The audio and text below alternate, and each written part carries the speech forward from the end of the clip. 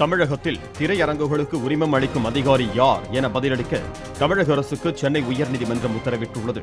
வார நாட்களில் 4 காட்சிகளும் விடுமுறை நாட்களில் 5 காட்சிகளும் திரையிட அனுமதி வழங்கப்பட்டுள்ளதை மீறி விடுமுறை நாட்களில் 6 காட்சிகள் வரை திரையிடும் திரையரங்குகள் மீது நடவடிக்கை எடுக்க கோரி தேவராஜன் என்பவர் வழக்கு தொடுத்துள்ளார்.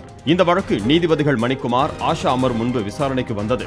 அப்போது விடுமுறை நாட்களில் 6 காட்சிகள் திரையிட அரசு அனுமதி வழங்கவில்லை என்பதற்கு என்ன சான்றுள்ளது என மனுதாரரிடம் நீதிபதிகள் கேட்டனர். தொடர்புடைய அதிகாரிகளை எதிர் மனுதாரர்களாக சேர்க்கவில்லை என நீதிபதிகள் தெரிவித்தனர். முறையான சான்றுகள் இல்லாமல் மனு தாக்கல் செய்ததற்காக மனுதாரருக்கு நீதிபதிகள் கண்டனம் தெரிவித்தனர்.